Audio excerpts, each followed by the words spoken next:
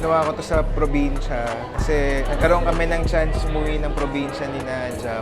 Yun, parang tinake ko na rin yung opportunity mag-work. Kasi gusto ko yung ganun eh, parang pinapractice ko rin na kahit saan na magpunta, may artwork akong ginagawa. Yung nasa Leyte kami, yung lugar nila, tabing dagat. Since mahilig rin kami sa dagat, lagi kami nandun kada umaga. Yung mga bato doon, ang ginagawa namin doon, nagpupulot kami ng mga glass, sea glass, gano'n.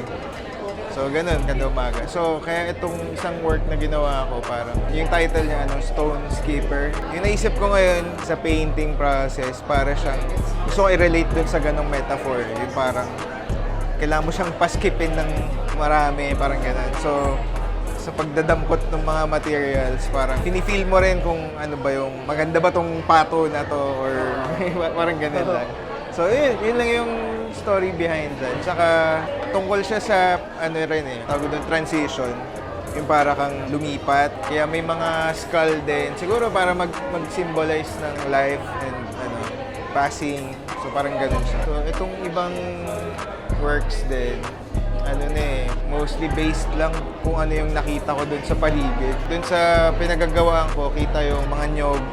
So, yung lugar na yun pala, ang tawag dun dati, Kanyogan. Kinuwento rin sa akin nung papa ni Jam. So, yun, na-inspire ako dun sa pangalan na yun. Sa set na to, gusto kong magkaroon ng central figure.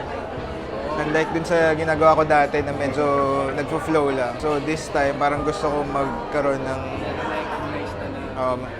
may subject matter, ganyan.